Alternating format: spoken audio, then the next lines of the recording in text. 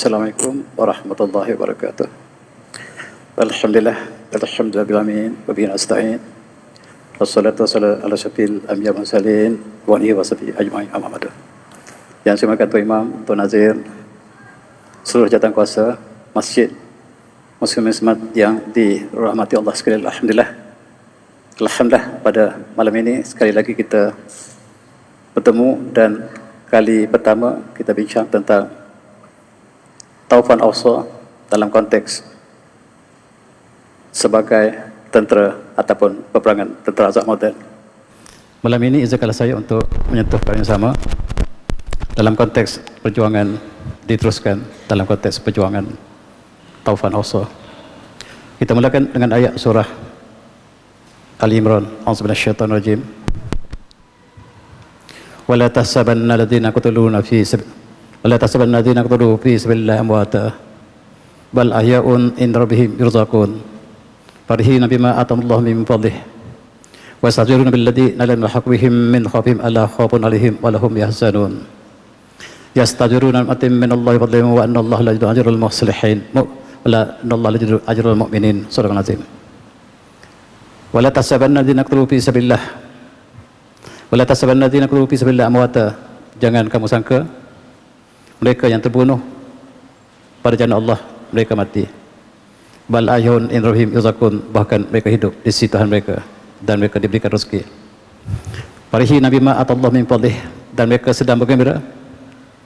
Para syahadat sedang bergembira dengan apa yang Allah berikan kepada mereka. Wa yastahziruna billadzina lam yalhaqu bihim min khawfihim alla khawfun 'alaihim wa lahum yahzanun, dan mereka ingin sampaikan berita gembira ini kepada mereka yang belum bersama mereka lagi, kepada kita semua. Mereka ingin sampaikan berita gembira ini bahawa di sana tidak ada kedukaan dan tidak ada ketakutan. Dan inilah yang menjadi motivasi kepada perjuangan selama 51 hari. Hari ini setelah masuk 51 hari perjuangan Palestin, pertahankan bumi mereka, dan yang syahid juga telah bertambah. Daripada berita yang diberikan oleh umat Islam, jumlah syahadat Palestin, Gaza setakat hari ini ialah 17 orang, tidak ramai berbanding dengan tentera azab moden yang dipimpin oleh Israel. Lebih ramai, jauh lebih ramai, dan Allah memberikan farihi nabi ma atallahu min fadlih, bagi mereka Allah berikan kebahagiaan. Mereka sedang bahagia dengan apa yang Allah berikan kepada mereka, kelebihan di alam barzakh, dan itulah motivasi kepada pejuang Palestin. Tuan-tuan seperti setakat hari ini, berita ini saya petik minggu lepas. Setakat minggu lepas, jumlah yang terkorban umat Islam ialah 12,300 orang. Subhanallah. Di antara mereka 5,000 ialah kanak-kanak, 3,300 wanita. Selain pada itu 30,000 yang cedera parah. Dan itulah angka apa yang dilakukan oleh Israel terhadap Gaza, telah mencapai ribuan yang telah terkorban dan sebahagian telah terjera. Mereka telah kita lihat dalam minggu pertama, kedua, ketiga, Gaza dibom demikian rupa sehingga hampir tidak ada bangunan yang masih selamat. Mereka bom siang dan malam. Masjid juga telah menjadi korban mereka. Ini dikatakan masjid Malaysia yang diruntuhkan daripada bom daripada atas. Kemudian masjid menjadikan tumpuan kepada tentera Israel. Statistik yang dikeluarkan oleh Gaza, mereka mengatakan sebanyak 253 masjid yang telah dibom, yang diantaranya 83 masjid yang penuh ataupun rosak penuh ataupun sepenuhnya telah musnah. Di antara mereka juga ada 170 masjid yang separuh musnah. Dan itulah gambaran selama 51 hari peperangan yang telah meletus perjuangan pertahankan maksud Allah. Kita lihat di Gaza, mereka telah padamkan electricity, mereka telah memutuskan makanan, bekalan, ubat-ubatan, dan juga segala kebutuhan asas, termasuklah internet. Mereka telah padamkan satu masa dulu, dan sehingga kita tidak dapat berita yang jelas dalam peperangan apabila mereka telah memutuskan perhubungan demikian. Itu ialah maklumat yang diberikan oleh pejuang-pejuang kita. Hospital juga dibom. Ini ialah pemenangan Masjid Asy-Syifa ataupun Hospital Syifa. Mereka bom dan mereka purposely untuk menghancurkan umat Islam Gaza. Dan kita lihat tidak ada perhubungan lagi. Ambulans tidak boleh masuk dan tidak boleh keluar dari masjid daripada hospital. Hospital dibom dan mereka membuat dakwaan yang palsu. Mereka mengatakan bahawa di sini ialah tempat markas pejuang Hamas Al-Qassam, dan mereka berbohong. Apabila hancur seluruh hospital, mereka mengatakan kami tidak temui apa-apa yang dikaitkan dengan base tentera Hamas. Mereka mengatakan base mereka bukan di sini tapi tempat lain. Dan mereka menyebut base tentera Hamas ialah di Khan Yunis, dan barangkali mereka akan hancurkan Khan Yunis apabila mereka mengatakan tidak ditemui di sini. Tuan-tuan yang hormati, pengarah hospital Asy-Syifa saya dipahamkan telah dibunuh bersama dengan pesakit mereka. Begitu juga dengan pengarah hospital Al-Wafa juga dibunuh maksud saya, telah syahid, termasuk bersama dengan pesakit-pesakit mereka. Dan hospital Indonesia telah dibom pada 21 November lepas. Beberapa hari lepas kita lihat hospital Indonesia pula menjadi sasaran mereka, dan sekurang-kurangnya 12 orang telah terbunuh dalam serangan di hospital Indonesia ini. Dan tuan-tuan, kita lihat anak-anak yang tidak berdosa telah terbunuh, wanita, orang awam telah terbunuh, dan mayat mereka masih tersimpan ataupun masih tertindih di bawah bangunan. Sebahagian dapat dikeluarkan, sebahagian telah terkorban dan luka parah. Itulah gambaran yang dapat kita saksikan dalam masa 51 hari. Mayat bergelimpangan. Inilah mayat kanak-kanak dan juga mayat orang dewasa yang telah menjadi sasaran kepada tentera Israel. Kita lihat betapa sedihnya, dan setiap hari mayat umat Islam di Gaza dilakukan demikian. Di hospital Asy-Syifa, apabila pembunuhan dilakukan beramai-ramai, mereka tidak benarkan untuk dikebumikan, dan terpaksalah menunggu beberapa hari sebelumlah dikebumikan di kawasan hospital sendiri, sebab mereka tidak benarkan keluar daripada hospital. Itulah cara Israel untuk menghancurkan umat Islam.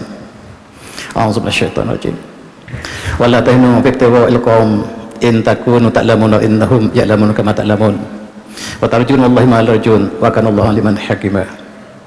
Dalam ayat ini Allah mengatakan, sekiranya kamu luka, kamu sakit, mereka juga sakit. Sesungguhnya mereka juga sakit sebagaimana kamu telah sakit. Wa tarjuna wallahi ma larjun, kamu mengharapkan Allah yang mereka tidak harapkan apa-apa. Kamu harapkan keridaan Allah tetapi mereka tidak harapkan apa-apa. Wa kana Allahu aliman hakima, Allah Maha mengetahui, Maha bijaksana. Kalau kita sakit, Allah kata musuh kita juga sakit. Ketika Rasulullah dalam peperangan Rasulullah, umat Islam juga telah syahid, telah luka parah, dan Allah menghiburkan Rasulullah bahawa mereka juga cedera parah, mereka juga terkorban. Dan kita mengharapkan kepada Allah sedangkan mereka tidak mengharapkan apa-apa. Ini kelebihan umat Islam. Kita lihat dalam konteks ini, mereka juga terkorban.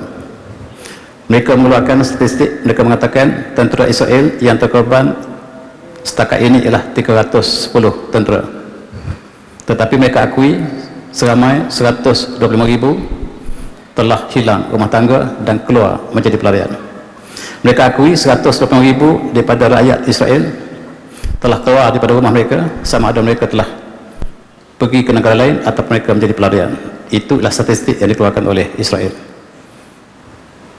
Tuan-tuan, apa yang berlaku sebenarnya lebih banyak daripada apa yang mereka umumkan. Mengikut laporan daripada pejuang Hamas, mereka melihat helikopter sentiasa masuk ke Gaza, membawa kembali mayat yang banyak dan tentera yang terluka. Jumlah mereka tidak dapat dikesan, tidak berapa ramaikah, tidak dapat dijangkakan, tetapi jumlah yang ramai. Walaupun mereka hanya umumkan hanya 310 tentera yang terkorban, tetapi apa yang sebenarnya jauh lebih banyak daripada apa yang mereka umumkan. Dan inilah yang berlaku. Laporan mengatakan bahawa mayat tentera Israel bergelimpangan. Mereka sebahagiannya mereka laporkan, sebahagiannya mereka sembunyikan. Dan tuan-tuan, yang sebenarnya tentera mereka bergelimpangan. Tentera mereka bergelimpangan yang tidak dilaporkan. Berapakah jumlah? Kalau kamu sakit, Allah kata mereka juga sakit. Kamu mengharapkan kepada Allah, tapi mereka tidak mengharapkan apa-apa. Inilah perjuangan. Akhirnya mereka umumkan tentera mereka yang terkorban. Di antara mereka tentera yang berpangkat tinggi. Mereka mula siakan sebab ini didesak oleh kerajaan mereka. Rakyat mereka ingin mengetahui ke manakah keluarga mereka atau tentera yang telah hilang, sebab keluarga tidak diberitahu tentang kematiannya. Akhirnya mereka terbitkan dalam akhbar mereka sebahagian daripada kematian. Rupa-rupanya lebih banyak daripada apa yang mereka laporkan. Ini sebahagian daripada tentera Israel yang telah terkorban. Rupa-rupanya mereka sembunyikan, dan hakikatnya mereka berduka, mereka kemurungan, mereka bersedih, dan sebahagian mereka tidak ingin berperang lagi. Sebab bila mereka perang, mereka tidak lihat di manakah tentera Hamas yang mereka lawan. Tiba-tiba kawan mereka sebelah telah jatuh seorang demi seorang. Dan itulah suasana yang berlaku sejak peperangan bermula. Akhirnya mereka laporkan 5 orang tentera besar mereka, pangkat tinggi mereka yang telah terkorban. Barangkali kita tidak kenal mereka, tetapi mereka adalah antara pangkat yang punya pangkat tinggi dalam tentera Israel, dilaporkan telah terbunuh. Bahkan ketua tenteranya, General Aaron Baran, telah terbunuh. Ini jeneral terbesar Israel telah terbunuh. Dan dengan terbunuhnya jeneral yang menggerakkan peperangan ini, maka Israel telah terkesan yang sangat besar. Jeneral besar telah terbunuh. Ini berikan tamparan besar kepada Netanyahu, sebab Netanyahu sangat bergantung kepada General Aaron Baran dalam peperangan ini, dan tiba-tiba dia terbunuh. Inilah yang berlaku dalam peperangan ini. Disebut mereka memakai azimat. Azimat ini azimat kebal, tetapi seorang demi seorang yang pakai azimat, kebanyakan tentera Israel pakai azimat. Mereka percaya pada kebal, tapi mereka tidak kebal.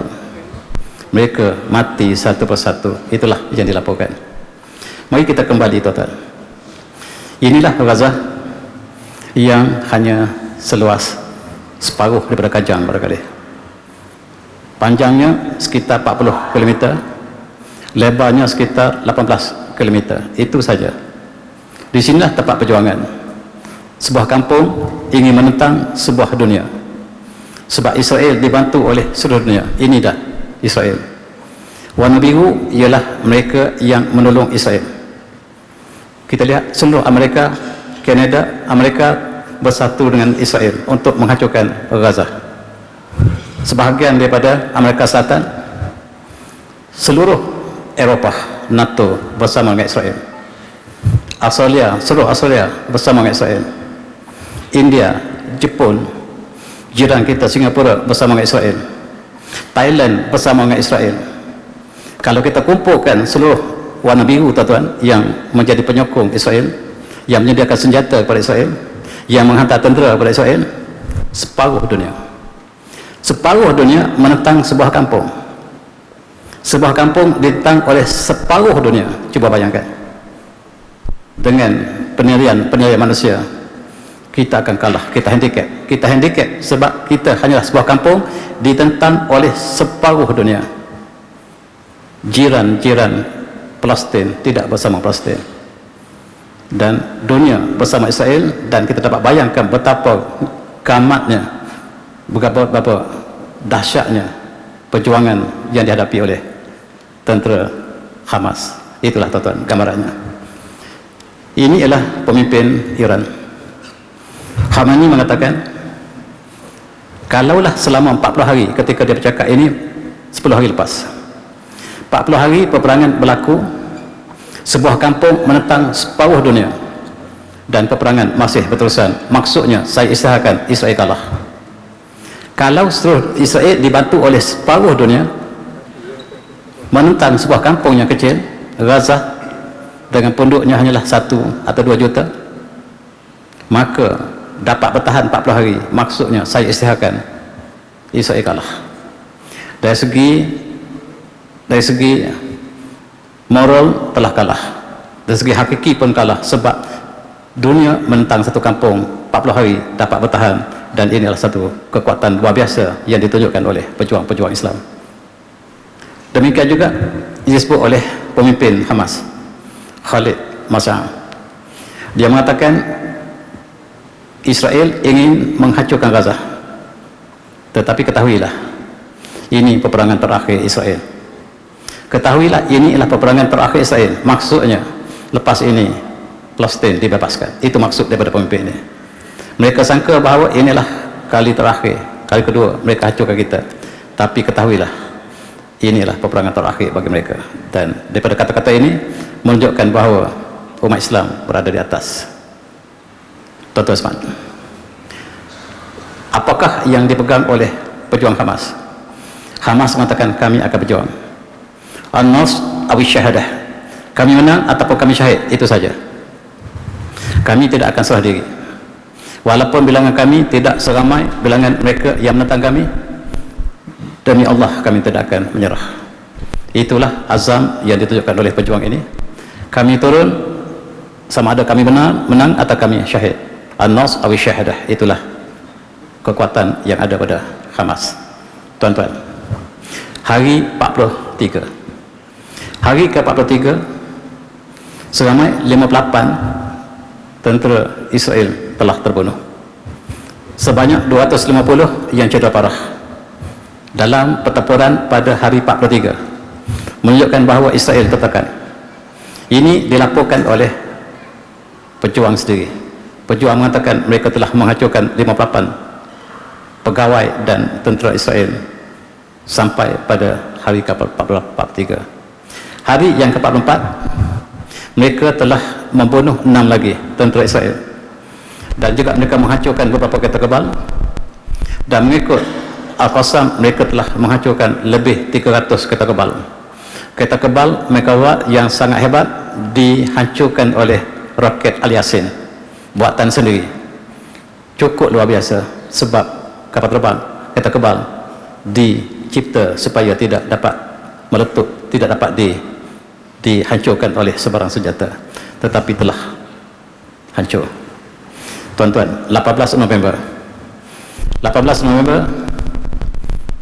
kita lihat Hamas telah melancarkan serangan besar-besaran ke Tel Aviv. Barangkali berita tidak sampai sepenuh pada kita. Seluruh Tel Aviv hancur. Dikatakan Tel Aviv tidak ada penduduk kecuali yang berlindung di bawah terowong. Pelancaran roket terbesar sepanjang peperangan ini telah dilakukan oleh Hamas di kota Israel, Tel Aviv, dan kita lihat kemusnahan tak dapat kita akses lagi, tetapi kita jangkakan kemusnahan yang banyak. Dalam konteks ini, Al-Qassam telah menyebabkan kehidupan Israel tidak aman sama sekali. Mereka tidak tinggal lagi dalam kota-kota besar mereka, mereka tinggal melarikan kota besar mereka. Tel Aviv telah kosong, Ashkelon telah kosong, dan kota Raim juga telah ditinggalkan. Menunjukkan perjuangan ini, walaupun perjuangan daripada bilangan yang kecil daripada Hamas, tetapi kesannya menyebabkan satu Israel tidak hidup dengan aman lagi. Mereka meninggalkan rumah tangga mereka, dan mereka sebahagian keluar daripada Israel, sebahagian mereka dalam perayaan. Mari kita lihat, tuan-tuan, itulah perkembangan yang dapat kita paparkan. Kita kembali kepada awal peperangan 7 Oktober, dan ketika itu kita lihat bagaimana angkuhnya, betapa angkuhnya Menaikan Hayu. Dia telah bersama dengan tenteranya pada hari peperangan pertama. Tidak ada siapa yang dapat menghalang kami. kami akan hancurkan Gaza hari ini. Dan saya beritahu, kata Netanyahu, saya nak beritahu hari ini, saya adalah keturunan daripada King David, Nabi Daud AS. Kami adalah keturunan daripada Nabi Sulaiman, King Solomon. Kami adalah keturunan daripada Nabi Yusuf AS. Kami adalah daripada Joseph. Dia mengatakan kami adalah keturunan langsung daripada King David dan Israel Raya yang bakal dibentuk oleh Israel. Maka pemimpin yang paling layak ialah saya. Dengan aku dia mengatakan saya adalah pemimpin yang paling layak. Saya adalah keturunan Nabi Daud AS.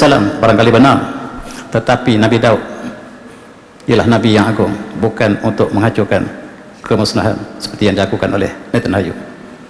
Tuan-tuan, dengan angkuh dia mengatakan bahawa kami telah berpakat dengan jiran kami, negara Arab yang warna hijau.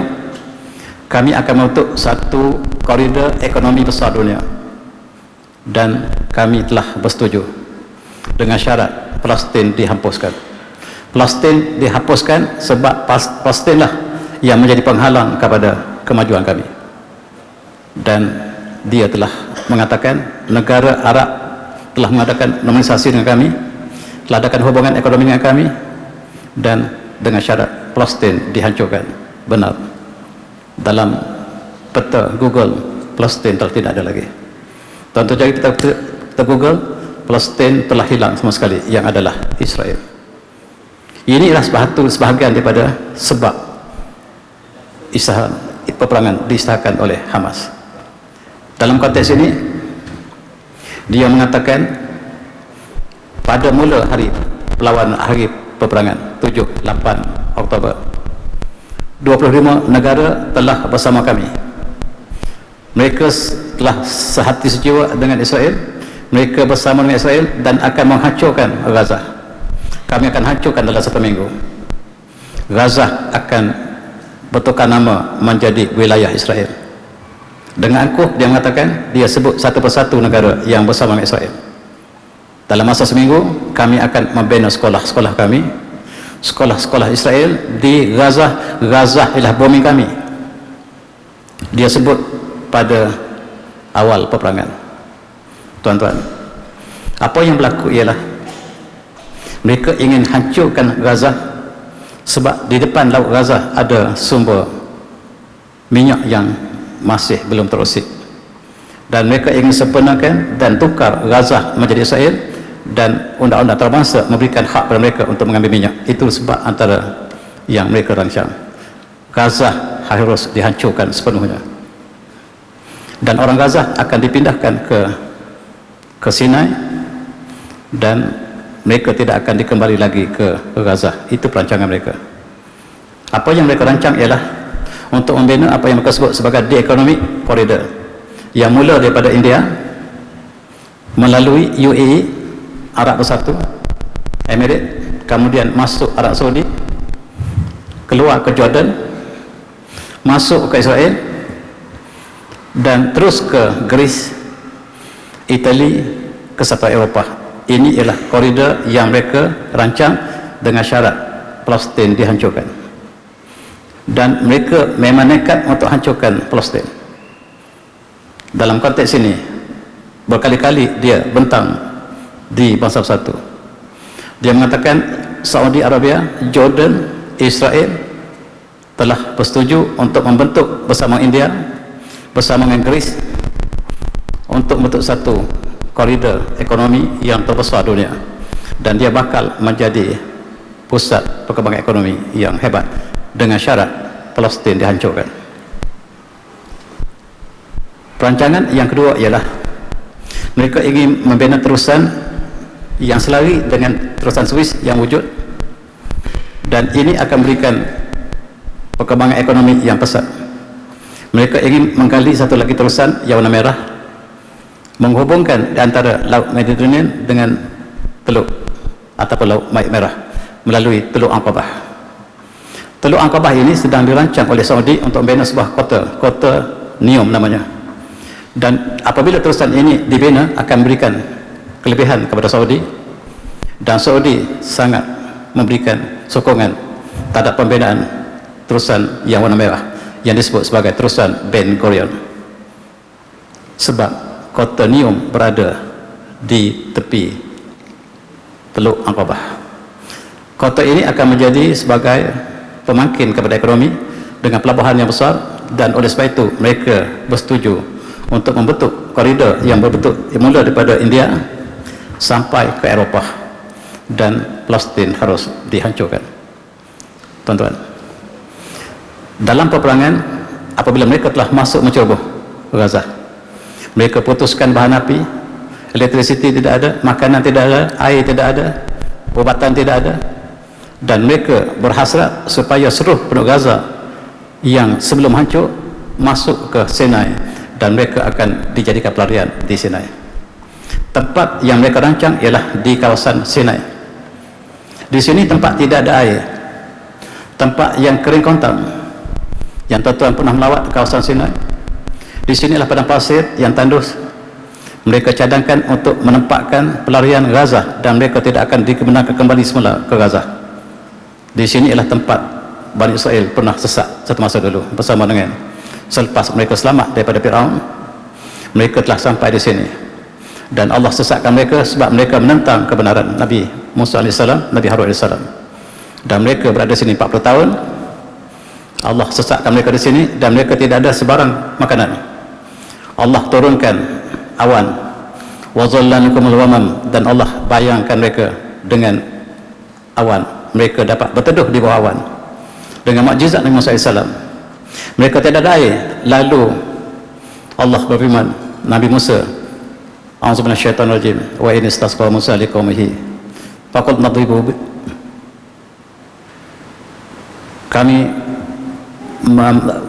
Apabila Nabi Musa minta untuk air bagi kaumnya, maka Allah mengatakan, pukullah batu, pancalah ternyata asyraina, dan maka terpancarlah 12 mata air, dan maka minumlah daripada rezeki Allah. Maksudnya di sini tidak air. Dengan mukjizat Allah berikan air melalui tongkat Nabi Musa. Kemudian Allah payungkan mereka dengan awan, dan Allah berikan mereka makanan. Allah berikan al-manna salwa, dan mereka makan al-manna, iaitu seperti madu, dan salwa, burung puyuh. Setiap hari burung puyuh datang, dan mereka makan selama 40 tahun. Mereka hidup dengan al-manna was-salwa. Tetapi hari ini tidak ada lagi. Tempat yang kering ini mereka ingin tempatkan pelarian Gaza, dan Gaza akan dibina sebagai wilayah Israel. Itulah yang mereka lakukan. Perancangan mereka, apabila Gaza telah dikalahkan, maka Gaza akan ditarbik oleh Mahmud Abbas daripada West Bank. Rupa-rupanya Mahmud Abbas tidak bersama dengan Gaza. Dia harap Gaza kalah dengan cepat, dan akan diletakkan sebagai transit di bawah Mahmud Abbas untuk tarbikkan Gaza, kemudian diserahkan kepada Israel. Itulah yang dirancang. Dan tuan banyak memberikan derma kepada West Bank. Kalau kita bagi melalui embassy, kita sampai ke Mahmud Abbas, tidak sampai ke Gaza. Carilah tempat yang kita sampai ke Gaza dalam kita bagi derma, sebab salah bagi kita sampai tempat lain. Dan apakah yang dilakukan oleh Mahmud Abbas? Mahmud Abbas telah bersedia supaya mudah-mudahan cepat Hamas kalah, dan bumi ini akan saya tarbikkan bersama dengan West Bank untuk sementara ini.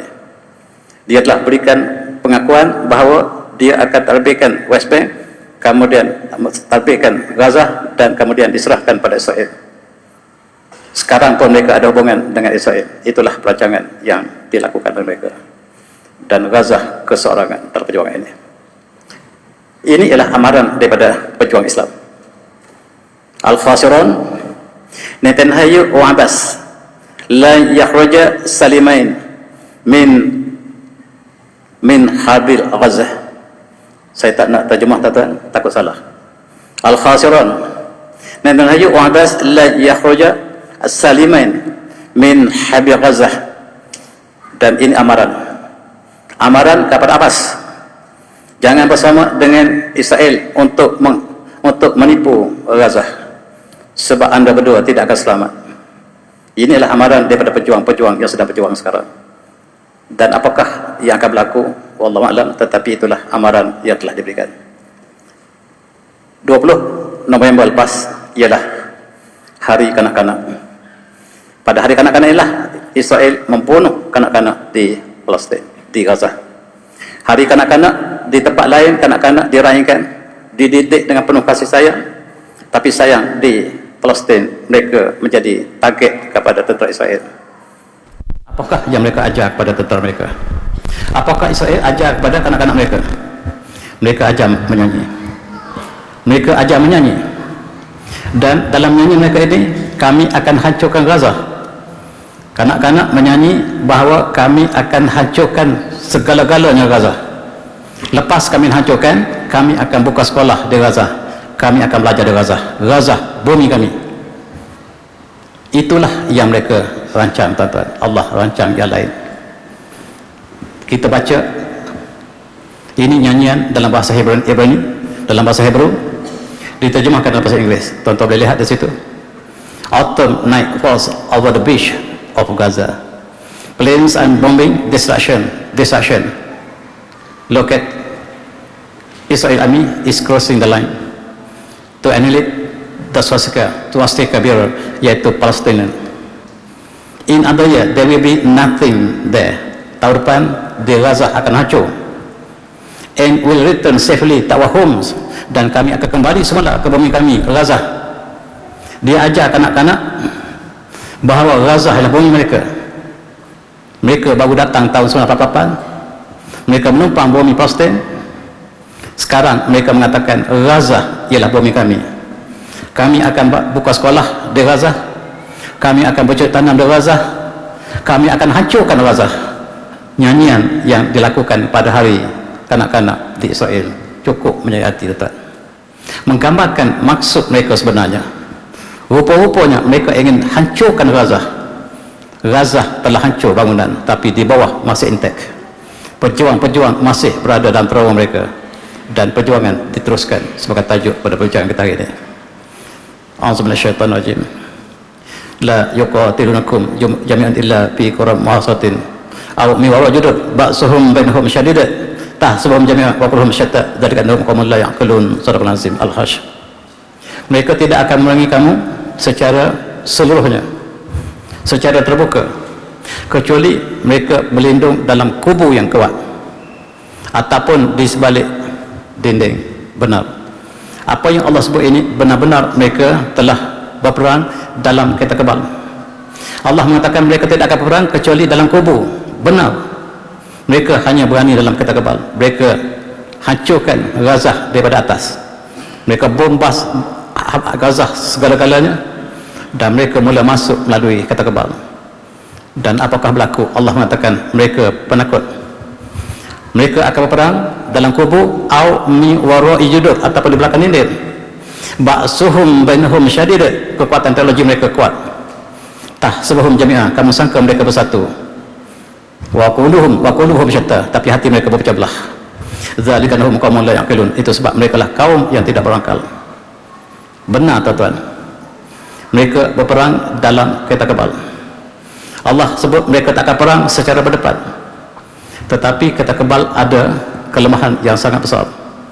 Walaupun besinya besar, tetapi mereka kereta kebal dibina ataupun dicipta untuk berperang jarak jauh. Mereka boleh tembak jarak jauh 360 darjah. Tetapi bila pejuang naik ke kereta kebal, mereka tak boleh lakukan apa-apa. Mereka tak boleh lakukan apa sebab mereka senjata hanyalah untuk menembak tempat yang jauh, bukan untuk berdepan dengan pejuang-pejuang. Dan pejuang mengetahui kelemahan ini, mereka naik tawan kereta kebal dan mereka hancurkan kereta kebal. Walanna lahul hadid, bila mereka tembak, mereka sebut walanna lahul hadid, dan kami lembutkan besi untuk Nabi Daud. Dan mereka tembak walanna lahul hadid, dan kami harapkan Allah lembutkan besi kereta kebal, dan kereta kebal pecah satu persatu hanya dengan menggunakan peluru Al-Yasin. Al-Yasin harganya lah $200 yang dibina oleh pejuang-pejuang sendiri. Kereta kebal harganya hampir 200 juta US dollar. 200 US dollar menghancurkan kereta kebal yang harganya hampir 200 juta. Dan kita lihat, inilah takdir ilahi yang mereka tidak sangka. Dan kita lihat pejuang-pejuang Palestin masih berada dalam terowong yang sangat sistematik. Mereka sangka Gaza telah hancur, tetapi di bawah masih intak. Perjuangan masih mula. Mengikut sumber Hamas, mereka ada 40,000 tentera terlatih. Yang terlibat selama 50 hari ini hanyalah 5,000. 35,000 masih belum lagi beraksi. Dan kita lihat sekarang Israel telah kucak-kacir, yang diwakili oleh separuh dunia telah kucak-kacir hanya dengan 5,000 tentera yang lakukan serangan secara gerila. Mereka naik, turun kembali, dan kereta kebal dihancurkan satu persatu. Ini gambar yang cukup menarik, tuan-tuan. Seperti saya katakan tadi, kereta kebal target dia tepat jauh. Apabila pejuang naik kereta kebal, buka daripada atas, mereka sendiri. Mereka, sebagaimana Allah sebut, mereka penakut. Mereka tidak berperang kecuali tempat yang seperti ini, seperti dalam kubur. Dan mereka takut mati. Ditarik keluar, tuan-tuan, ditarik. Allah takdirkan orang Palestin, orang yang sangat kuasa, sangat tegak badannya, tuan.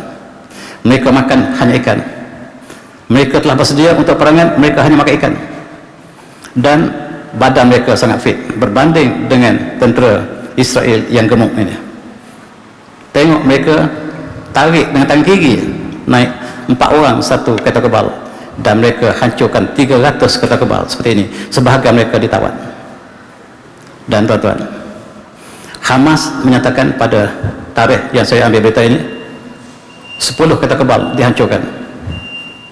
10 kereta kebal dihancurkan pada hari yang berita ini dalam berita Al-Ghada yang disiarkan oleh umat Islam. Kita lihat di sini, tuan-tuan, average satu hari 10 kereta kebal dihancurkan. Dan ini satu perkara yang sangat besar.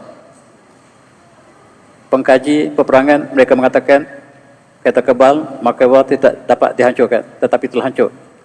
Dihancurkan dengan roket Al-Yasin, dan mereka telah menghancurkan sekitar 300 kereta kebal sampai hari ini. Dan kerugian yang sangat besar dialami oleh Israel.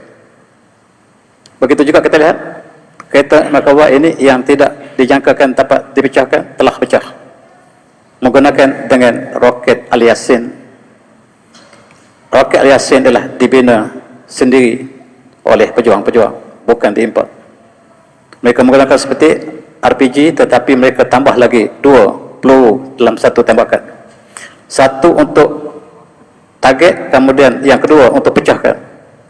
Dan walana lahul hadid, setiap kali mereka tembak, mereka sebut walana lahul hadid, walana lahul hadid, kami lembutkan besi untuk Nabi Daud AS. Tuan-tuan semati, apabila tentera Israel ramai yang terkorban, jumlah tidak dapat kita jangkakan, mereka sembunyi. Mereka mengatakan tentera elit mereka, ini dipanggil Delta Elit. Mereka hantar 9 tentera elit mereka, tentera terbaik mereka, dipanggil Rainbow. Ketika di Afghanistan dipanggil Rainbow. Rainbow hanya hantar seorang satu negara, dia boleh hancurkan dengan seorang. Ini 9 Rainbow dihantar ke Gaza untuk hancurkan Gaza. Sebelum sampai Gaza, kapal terbang mereka ditembak, jatuh. 5 mati, ini semua telah terkorban. 4 telah cedera parah, jatuh kapal terbang, dan mereka sembunyikan daripada rakyat mereka. Rakyat mereka bangkit ke jalan-jalan raja supaya desak, supaya kajian mereka beritahu apakah terjadi kepada tentera elit. Dan mereka akhirnya istihar bahawa kapal terbang mereka crash, jatuh. Mereka tak sebut ditembak. Inilah suasana yang barangkali memerlukan kita rujukan kepada sumber yang lebih asah berbanding dengan apa yang disiarkan oleh TV mereka. Tuan-tuan, bersama dengan 9 tentera ini, mereka menghantar General Amerika, General Tentera Amerika, namanya Thomas Hurley. Tuan-tuan yang terlibat dengan tentera tahu ini adalah General Amerika. Dalam TikTok dinyatakan bahawa tentera ini, General ini telah terkorban. 9 elit terorban, 5 terorban, 4 juruparah, dan jeneral mereka telah terkorban. Mereka semuanya kan. Dan berita ini tak dapat disahkan sebab dia keluar daripada berita yang tak dapat kita sahkan, hanya TikTok. Itulah yang dapat kita gambarkan setakat ini. Dan wajah Netanyahu tidak gembira. Wajah Netanyahu tidak gembira. Ini gambar-gambar yang minggu-minggu terakhir ini. Dan kelihatannya dia sangat kecewa. Tenteranya banyak terkorban, bahkan ada yang mengatakan 2,900 lebih tenteranya yang telah terkorban. Itu angka tidak resmi. Barangkali lebih. Kita lihat mereka tidak lagi mesyuarat dalam bilik yang mewah. Mereka tidak lagi mesyuarat dalam bilik mewah. Kita lihat dinding di belakang mereka. Mereka telah masuk ke dalam terowong. Mereka tidak duduk lagi dalam bilik mewah sebagaimana biasa. Dan body language menunjukkan bila tangan dilakukan sini, simbol kekecewaan. Kita dalam masjid jangan macam ni, jangan patahkan. Tapi simbol mereka menyatakan kecewaan, wajah yang kecewa. Apakah yang berlaku sebenarnya? Mereka lebih tahu. Antara yang berlaku pergolakan dalam kerajaan Netanyahu, Israel, menteri mereka satu demi satu letak jawatan. Ini menteri dipanggil chief, bernama Yossi Amani, letak jawatan. Tidak bersetuju dengan tindakan Perdana Menteri dan menyebabkan mereka telah bergoncang dalam pemerintah mereka sendiri. Yang satu hancurkan, tetapi mereka kerbangkan tentera mereka yang tidak dinyatakan kepada masyarakat. Dan mereka memang mengetahui berapa jumlah tentera mereka yang terkorban. Dan bantahan daripada rakyat, bantahan daripada menteri, bantahan daripada kabinet menyebabkan kekacauan berlaku dalam kerajaan Israel. Dan itulah yang kita doa. Dan kita doakan supaya wazalzil aqdamahum, supaya pendirian mereka goncang. Dan sekarang yang kita doa seluruh dunia, Allah telah tunjukkan kegoncangan dalam pentadbiran Israel. Rakyat telah bangkit dan menunjukkan supaya Perdana Menteri meletak jawatan dan supaya memberitahu penjelasan kepada tentera yang tidak kembali. Mereka gunakan satu istilah, missing in action. Tidak terbunuh tapi hilang dalam peperangan. Mereka tak sebut terbunuh, tapi mereka sebut missing in action. Maksudnya tentera tidak dapat ditrace. Sebenarnya terbunuh. Tuan-tuan, kita lihat sekarang dunia telah memerhatikan. Dunia telah melihat bahawa apa yang terjadi di Gaza bukan peperangan, tetapi pembunuhan. Apa yang terjadi di Gaza bukan peperangan, tapi pembunuhan. Ada peguam Eropah, peguam di Amerika sendiri yang berdiri di bawah hak asasi manusia. Ini dua orang ini, yaitu Biden dan Netanyahu, ke Mahkamah Dunia. Apakah mereka berjaya untuk bawa atau tidak? Kita lihat nanti dalam konteks ini. Ini adalah menteri Israel yang sangat radikal. Dia mengatakan, saya nyatakan kepada Israel supaya kita hancurkan Gaza dengan apa cara sekalipun. Sekarang kita gunakan nuklear. Kita hancurkan Gaza dengan nuklear. Kita tak ada pilihan lagi. Maksudnya mereka kalah. Apabila mereka nak guna nuklear, maksudnya mereka dalam peperangan biasa mereka kalah. Rupa-rupanya mereka ada reaktor nuklear yang mereka sembunyikan kali ini. Kali ini mereka mengatakan kita akan gunakan nuklear kali ini. Sebab apabila mereka gunakan nuklear, maksudnya mereka tidak boleh melawan lagi dengan tentera biasa. Dan Erdogan memberi jawapan. Selama ini kamu kata kamu tidak ada nuklear.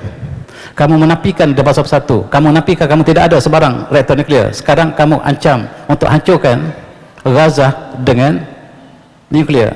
Dan ketahuilah, sekiranya nuklear digunakan untuk Gaza, Israel akan berakhir riwayat selama-lamanya.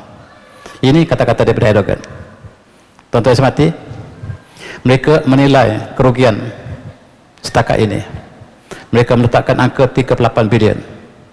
Kerugian yang mereka alami setakat ini 38 bilion. Dan menyebabkan ekonomi Israel telah menjunam, ekonomi Amerika telah menjunam, dan kita harapkan ini berterusan. Dan tuan-tuan teruskan dengan boikot sebab dia memberikan kesan yang sangat positif terhadap kehancuran ekonomi Israel. Satu lagi sumber yang dikeluarkan oleh Al Jazeera yang saya petik sekali-sekala Al Jazeera mengatakan bahawa kerugian yang dialami oleh Israel, Amerika hari ini ialah 2 bilion setiap bulan. Itulah yang dikeluarkan oleh Al Jazeera. Yang manakah tepat? Inikah atau ini? Saya serahkan tuan untuk buat kajian yang lebih lanjut. Minyak Israel ialah Chevron. Chevron tidak dapat dicari-cari lagi sebab mereka takut dibom oleh pejuang-pejuang. Dan mereka sekarang menderita ekonomi yang sangat tenat. Mereka minta bantuan daripada Amerika. Amerika bersidang dalam kongres mereka. Buat pertama kali kongres tidak meluluskan bajet yang diminta oleh Israel. Buat pertama kali kongres ialah orang Yahudi, tetapi mereka melihat bahawa uang rakyat Amerika daripada cukai rakyat Amerika, income tax rakyat Amerika diserahkan kepada Israel untuk hancurkan Gaza. Mereka tidak benarkan. Buat pertama kali kongres tidak benarkan permohonan untuk mendapat bantuan baru, dan ini satu lagi malapetaka kepada Amerika dan Israel. Tuan-tuan yang saya hormati, barangan Israel tersebar seluruh dunia. Kita hidup dalam sistem mereka, dan di dunia minta kita sama-sama boikot teruskan dengan barangan mereka, dan kesan daripada boikot ini sangat besar sebab dia adalah worldwide. Kalau kita lihat barcode untuk Israel adalah 729, sekarang mereka tukar kepada 841, mereka tukar lagi pada 871 untuk mengelak daripada barangan mereka dikenali. Sebenarnya tuan-tuan, dalam sistem ekonomi moden tidak ada satu jenama yang boleh tersebar ke seluruh dunia kecuali melalui rangkaian New World Order. Itulah hakikat yang berlaku. Dan tuan-tuan, kita ada peluang untuk boikot. Kalau kita rasakan Starbucks sedap, kopi kita juga sedap. Itu kata Tun. Tun kata kopi kita pun sedap juga, walaupun bukan Starbucks. Dan ini sebagai satu simbol untuk kita sama teruskan apa yang telah kita lakukan terhadap barangan mereka. Satu lagi menyebabkan ekonomi mereka merudum ialah sebab BRICS, B-R-I-C-S, mata wang baru yang diperkenalkan oleh Brazil, Rusia, India, China dan South Africa. Mereka perkenalkan mata wang yang disandarkan pada emas seperti dinar kita. Sedangkan US dollar ialah fiat money. Tuan-tuan yang dalam ekonomi lebih faham dari saya. Fiat money tidak didasarkan kepada komoditi. Dia dicetak sebagai tanpa ada sebarang sandaran. Oleh kerana kerajaan yang sangat kuat, mereka beri jaminan kerajaan yang menjamin uang yang dicetak US dollar. Sedangkan uang lain mesti ada sandaran. US sebagai negara superpower, mereka mencetak uang tanpa cakaran. Dan sekarang ada tandinganlah BRICS. Minyak tidak lagi kita berurusan dengan US dollar, dan kita boleh beli dengan, untuk sementara ini kita akan gunakan BRICS. Sebelum BRICS diperkenalkan tahun depan insyaAllah, sekarang mata wang tempatan boleh digunakan untuk jual beli minyak. Kita boleh gunakan ringgit untuk minyak sekarang, dan ini sangat menekan ekonomi Amerika. Dan separuh dunia sekarang meninggalkan US dollar. Separuh dunia meninggalkan US dollar. US dollar akan jatuh merudum akhir tahun ini, dijangka demikian. Tuan-tuan yang masih ada lagi bayang dengan forex, hati-hati sebab US dollar akan jatuh merudum apabila BRICS diperkenalkan. Dan umat Islam sepatutnya kita menyokong BRICS sebab dalam BRICS ada emas. Kita bayar zakat dengan emas. 2,5% itu ialah nilai emas yang kita keluar zakat setiap tahun. Kalau kita ada wang US dollar, kita nak keluar dengan berapa? Sebab dia tidak bukan emas, dia bukan komoditi, dia hanyalah cetakan kertas kosong. Dan bagaimana kita ingin keluar zakat sekiranya kita menggunakan US dollar? Sebab dia fiat money. Sedangkan uang lain, emas, perak di sebelah belakangnya, termasuk uang kita. Dan kita bayar zakat nisab kita berdasarkan emas, bukan kepada fiat money. Dan itulah satu kelebihan umat Islam. Dan Amerika sekarang menangis sebab US dollar telah diboikot. Mereka menggunakan ruble sekarang, mereka gunakan yuan untuk minyak, bukan lagi guna US dollar. US dollar ditinggal, separuh dunia telah meninggalkan US dollar. Malaysia masih belum sedar lagi tentang perkara ini. Tuan-tuan, dunia bersimpati dengan Palestin. Walaupun kerajaan mereka bersama dengan Israel, rakyat mereka bersama Palestin. Sebab apa yang berlaku di Palestin, di Gaza, bukan peperangan, pembunuhan, genosid. Dan kita lihat di spanduk ini, mereka pesan jangan kita melihat berita CNN, jangan kita tengok berita BBC, jangan kita tengok MSN, BC, Fox dan sebagainya, sebab inilah lidah Yahudi yang berbohong dalam konteks peperangan ini. Mereka berbohong, dan sekiranya ada media kita, televisyen kita juga memetik berita mereka, ini sangat-sangat bahaya. Lebih baik kita rujuk berita Tribune daripada Indonesia, lebih adil daripada kita lihat berita ini. Pilih berita yang kita pilih, sebab kita akan terperangkap. Lebih baik kalau kita ada kumpulan grup yang memaparkan berita yang terus daripada pejuang kita, itu lebih baik. Tuan-tuan, memeranjakkan dunia tentang Spanyol. Spanyol tidak pernah mesra dengan Islam. Sejak zaman Granada, kita jatuh Granada, Spanyol telah membunuh umat Islam begitu lama. Apabila masjid ingin didirikan di Spanyol, dibantah. Tetapi dalam peperangan ini, dalam peperangan di Palestin ini, kita lihat Perdana Menterinya membuat satu perubahan besar. Kami bersama Palestin.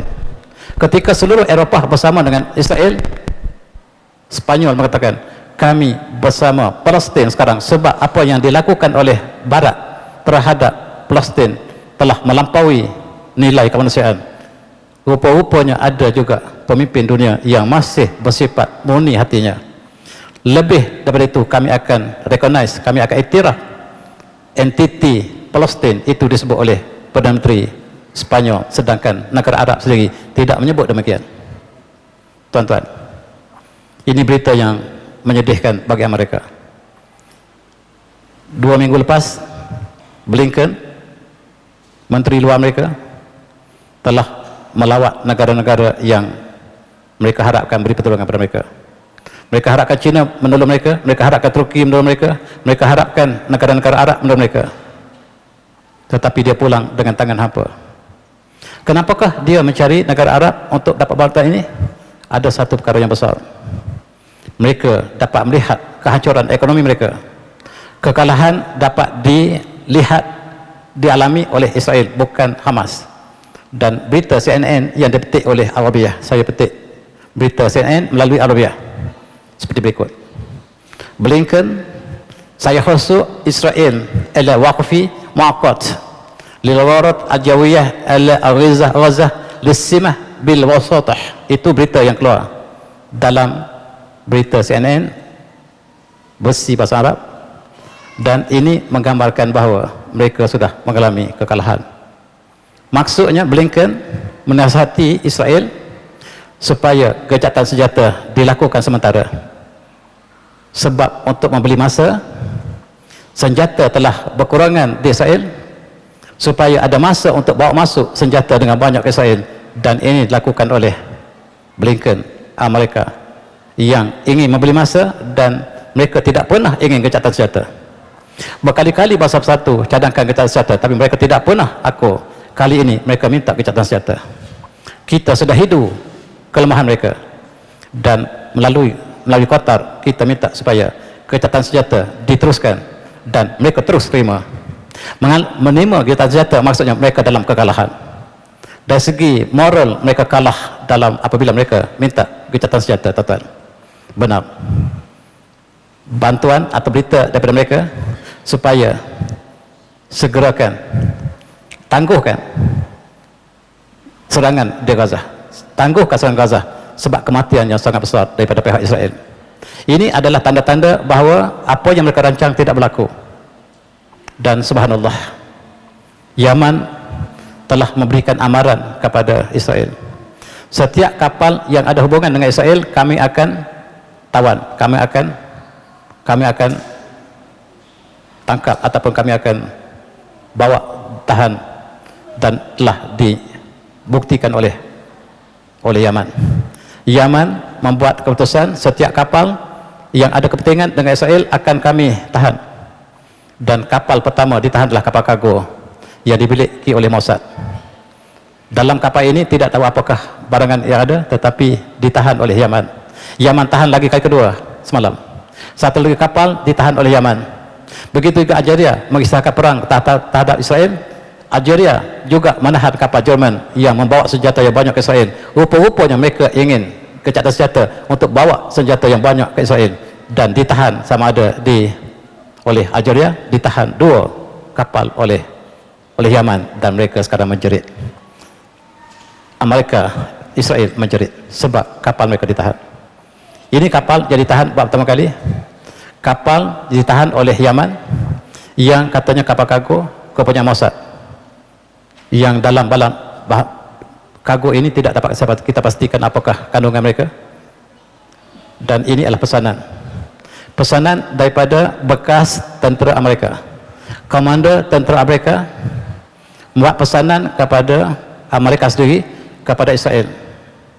Dia kata, saya jangka dalam suasana sekarang kita kalah, kita akan kalah pada Hamas. Ini jangkaan saya. Dia buat satu ramalan, sekiranya ini berlaku, sekiranya Israel kalah, bukan Israel yang kalah, dunia yang kalah. Sebab dunia menyokong Israel. Hamas sebuah kampung, tak disokong oleh siapa. Kalau kita kalah kali ini, dunia yang kalah. Dan tentulah Hamas akan dikaji oleh seluruh pengkaji tentera, sebab satu kumpulan yang kecil mengalahkan dunia tak pernah berlaku dalam sejarah manusia. Dan kita bagi kajian yang penting, bagaimanakah strategi dilakukan oleh Hamas untuk mengalahkan separuh dunia yang menyokong Israel. Ini disebut oleh Colonel Douglas MacGregor. Selain pada itu, ini ialah ketua tentera Israel yang besar. Ini adalah komander tentera Israel, jeneral yang besar. Dia kata, saya telah beritahu kepada kerajaan Israel, jangan lawan Hamas berdepan, kita akan kalah. Saya dah kalah, saya dah beritahu kalau kita lawan dengan Hamas kita akan kalah. Apa maksudnya? Mereka kalah. Dia sebut al-hujum al-bari masiratul pashal. Kita lawan Hamas kita kalah. Saya dah cakap, kalau itu perkataan dia, tuan-tuan, saya dah cakap kalau kita lawan Hamas kita kalah. Maksudnya apa maksudnya? Mereka dah kalah. Between the lines, kita dapat pahami daripada perkataan ini, mereka telah dalam keadaan kekalahan. Dan ini diakui oleh Brigadier General Faiz Adewari, Panglima Perang Jordan. Israel masuk berdepan di Gaza, satu kesilapan besar. Jordan bersama Israel, tuan-tuan. Tetapi jeneral mereka mengatakan bahawa kesilapan besar apabila Israel bertembung dengan Hamas di kawasan Hamas sendiri, di Gaza sendiri, sebab Hamas mengetahui segala-galanya, sedangkan Israel tempat asing bagi mereka. Dan kita dengar berita Biden mengatakan masuk kita ke Gaza ialah kesalahan yang fatal. Ini adalah satu kesilapan yang besar.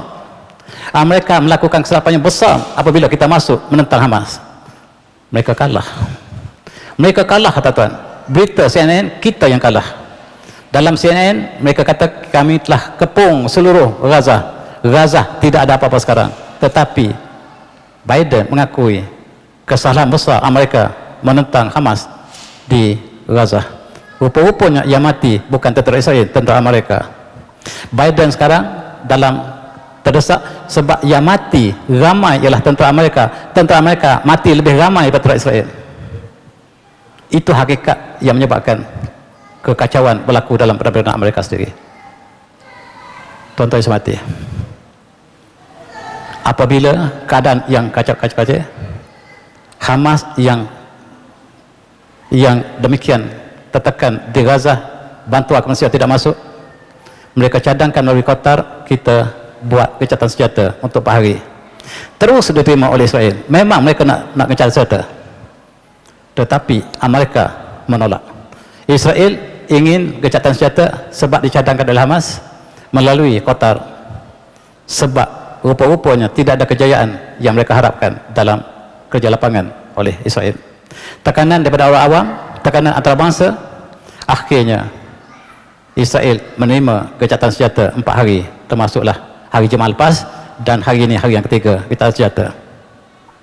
Apa yang dibincang di Amerika ialah ini sangat membimbangkan, sebab apabila gencatan senjata 4 hari atau 5 hari, pemberita seluruh dunia akan masuk ke Gaza dan mereka akan laporkan apa yang berlaku di Hospital Al-Shifa, tempat yang sangat-sangat menarik untuk dilaporkan oleh pemberita, sebab pembunuhan yang sangat ramai berlaku di Al-Shifa. Di Hospital Noor, di Hospital Baptis, mereka akan masuk dan melaporkan dunia, dan ini sangat tidak digemari oleh Biden. Biden sangat susah hati apabila pemberita masuk dan melaporkan yang sebenarnya. Mereka akan dikecam, mungkin dibawa ke Mahkamah Antarabangsa. Akhirnya 22 November mereka bersetuju gencatan senjata. Ini maksudnya kejayaan untuk Palestin. Bila gencatan senjata, termasuklah pertukaran tawanan yang dibebaskan oleh Hamas, barangkali 30 orang untuk permulaan, dan sepatutnya Israel membalas dengan membebaskan 300. 1/10 itu kadar tawanan yang harus dibebaskan antara Palestin dengan Israel. Tuan-tuan, 24 bulan 11 hari Jumaat lepas, gencatan senjata 4 hari dikuatkuasakan. Tapi jangan kita percaya kepada Israel. Mereka boleh belok bila masa, dan pejuang-pejuang Hamas sentiasa bersedia dengan senjata. Dibimbangi mereka belok, memang mereka belok. Mereka telah membedil janin apabila mereka merasakan mereka terancam apabila gencatan senjata berlaku. Dan pertukaran telah berlaku, tuan-tuan. Pertukaran telah berlaku, dan rupa-rupanya tentera mereka yang mati sebanyak 2,900, yang mereka umumkan hanyalah 300 orang. Dan sekarang kita lihat berita telah mula masuk, sama ada dapat disahkan atau tidak, tapi itulah yang telah berlaku sekarang, tuan-tuan. Ini ialah Qatar menggesa supaya dunia membawa jawatakuasa untuk membicarakan jenayah Israel di Gaza. Mereka ditekan, mereka dalam posisi defensif, dan mereka dicadangkan untuk dibawa ke Mahkamah Antarabangsa, menyebabkan Biden kegelisahan sekarang. Pertukaran telah berlaku tadi, hari ini telah berlaku pertukaran tawanan, dan kita lihat satu pengajaran kepada dunia. Apabila tawanan diserahkan oleh Hamas kepada Israel melalui Palang Merah, kelihatan begitu mesra di antara tawanan dengan tentera Hamas, menunjukkan mereka diberikan layanan yang sangat istimewa. Berbeza dengan apa yang dilakukan oleh Israel terhadap tawanan. Dan tuan-tuan boleh lihat sekali lagi, dalam video banyak memaparkan bagaimanakah mereka telah bertukar tawanan. Hari ini menunjukkan bagaimanakah akhlak Islam dalam peperangan sekalipun. Ini di antara tawanan yang dibebaskan hari ini. Mereka dibebaskan dalam keadaan yang mereka bersyukur, mereka gembira, mereka mengucapkan terima kasih kepada tentera Hamas, menunjukkan bahawa hubungan tawanan dengan tentera Hamas hubungan yang baik. Tuan-tuan, apabila senjata dilakukan, bantuan boleh masuk ke Gaza. Berita mengatakan Mesir menghalang bantuan masuk ke Gaza. Cukup menyayati. Bila gencatan senjata, makanya boleh masuk dengan banyaknya bantuan kepada Gaza, tetapi masih terhalang oleh Mesir. Siapakah di antara kita? Dan tuan-tuan, ucapan diberikan oleh Ubay Abdullah, wa kana haqqan alaina nasrul mu'minin, dan menjadi hak kepada Allah, kepada kami, kepada Allah untuk menolong orang mukmin yang berjuang dengan ikhlas. Dan inilah yang disebut oleh semalam, disebut oleh Ubaidah, menunjukkan bahawa kita dalam posisi yang positif. Dan mereka musnahkan, kami akan bina kembali. Mereka musnahkan Gaza, kami akan bina kembali. Dunia akan membantu Gaza untuk bina kembali. Kami tidak akan tinggalkan Gaza, kami akan bersama Gaza, dan kami akan bina kembali. A'udzu minasyaitonir rajim. Wa ma ja'alallahu illa busyra, nabihi qulubukum wa man nasu illa min indillah innallaha azizun hakim. Surah Al-Anfal. Wa man nasu illa min indillah. Mari kita ambil pelajaran. Tidak ada kemenangan kecuali di sisi Allah. Allah yang memberi kemenangan. Tugas kita berjuang. Hamas, tugas kita berjuang. Dan Allah lah yang memberikan kemenangan. Dan kita turun untuk menang ataupun syahid. Kemenangan bukan urusan kita ialah berjuang. Kemenangan ialah urusan ilahi, dan itulah yang dipelajari. Satu lagi kita dapat pelajaran daripada peperangan ini, bahawa Israel yang menyokong Amerika, yang bertuduh di bawah Amerika, mengharapkan segala-gala pada Amerika, bahawa Amerika bukanlah satu-satunya superpower. Dia kena faham Amerika bukan satunya superpower. Sekarang telah muncul China, telah muncul Rusia, telah muncul Iran, Turki dan lain-lain. Amerika bukan superpower, bukan satu-satu superpower. Yang mereka bergantung 100% pada Amerika. Jatuh Amerika, jatuh Israel. Jatuh US dollar, jatuh Amerika, jatuh Israel juga. Sekarang BRICS akan ambil alih tentang kewangan dunia, dan US dollar akan ditinggalkan oleh dunia. Tuan-tuan semati, terakhir kita ambil pengajaran. Auzubillahiminasyaitonirrajim. Kutiba alaikumul qital wa huwa qurrun lakum wa asa an tahibbu syai'an wa huwa qurrun lakum wa asa an tuhibbu syai'an wa huwa syarrun lakum wallahu ya'lamu antum la ta'lamun. Diwajib kepada kamu peperangan, dan dia menjadi kebencian pada kamu. Peperangan itu menjadi kebencian pada kamu. Mungkin yang kamu benci itu, mungkin yang kamu benci satu itu, dia baik untuk kamu.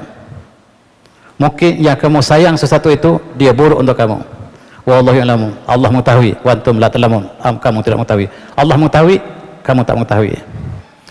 Gaza telah hancur, tetapi dunia memerhatikan bagaimanakah Gaza dihina selama ini, dizalimi selama ini. Dunia sekarang bersimpati dengan perjuangan Palestin. Kalau tuan-tuan melihat di bawah rancangan The Wellman Show, saya selalu tengok ini, dia mengatakan peperangan yang berlaku di Gaza menyebabkan Amerika masuk Islam. Payah untuk kita nak fikir macam mana orang Amerika masuk Islam. Rupa-rupanya mereka mengkaji Quran. Apabila mereka melihat orang Palestin, orang Gaza dibom, keluarga mereka mati bergelimpangan, rumah mereka hancur, mereka masih senyum. Dan ini satu perkara yang tidak boleh berlaku di barat. Mereka ingin mengetahui apakah sebab orang Palestin atau Allah SWT.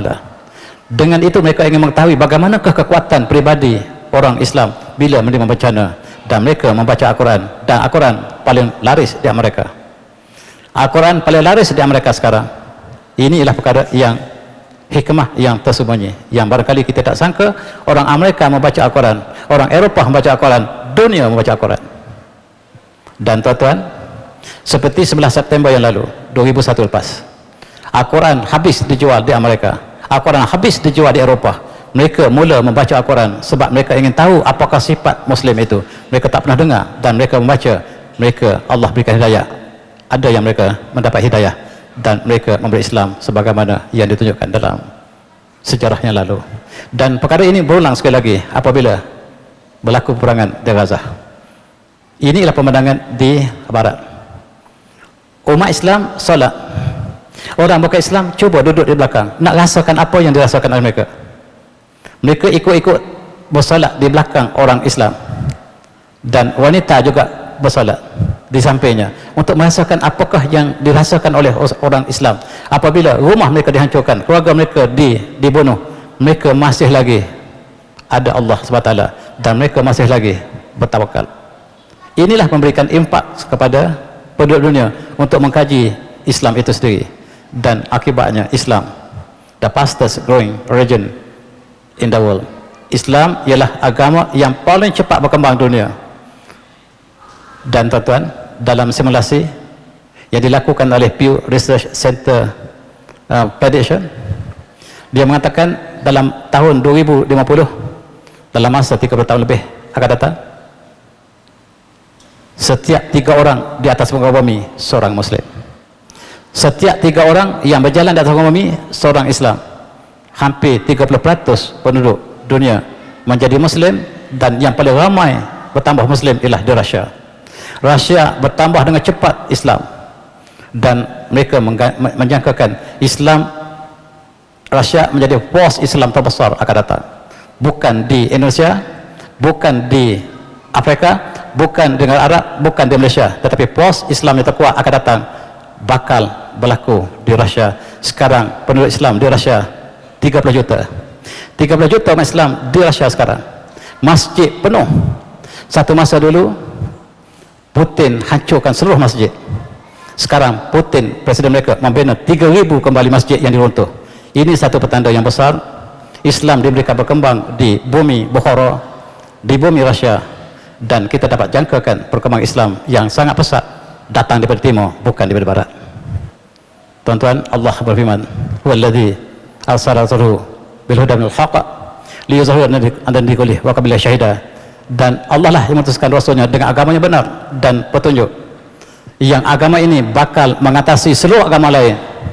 Dan kita dapat saksikan sekarang Islam mengatasi seluruh agama lain dunia. Sebab statistik yang terakhir, penduduk dunia sekarang ialah 7,0 bilion, penduduk Kristian ialah 2,0 bilion. Kajian terbaru umat Islam berjumlah 2,038 bilion. Islam surpasses Roman Catholic as world largest religion. Islam disahkan sebagai agama terbesar dunia, bukan di barat, tetapi kita yang dilakukan oleh Vatikan. Vatikan tak puas hati sekarang sebab gereja ditinggalkan di barat. Islam bertambah dengan cepat di Eropah. Mereka buat kajian sendiri, mereka buat statistik sendiri, mereka dapati bahawa Islam telah mengatasi penduduk Kristian dunia, dan mereka isytiharkan bahawa agama terbesar dunia ini Islam. Dan apabila ada peristiwa seperti di Gaza, mereka mengkaji Islam, dan kita harapkan, kita saksikan apa yang Allah sebut dalam ayat kita baca tadi, Islam akan mengatasi seluruh agama lain. Akhir sekali tuan, marilah seperti biasa kita berdoa pada sahabat kita di Palestin. Auzubillahi minasyaitonir rajim. Allahumma inna nad'uka bi nuhuri a'daina wa na'udzubika min syurrihim. Allahumma abdil syamlahum wa barrika jamahum wa shaddid kalimatahum wa zalzil qadamhum wa salli alaihim qalban min kalabik ya qahar ya jabbar ya muntaqim ya Allah ya Allah ya Allah. Allah ya munzil kitab wa ya majra sahabat wa ya hazam azab ihzihum wa ansurna alaihim wa sallallahu alaihi Muhammadin wa ali Muhammad. Da'wahum fiha subhanakallah wa hidahum fiha salam wa akhiru da'wahum alhamdulillahi rabbil alamin. Wabillahi taufiq. Assalamualaikum warahmatullahi wabarakatuh. Tasbih.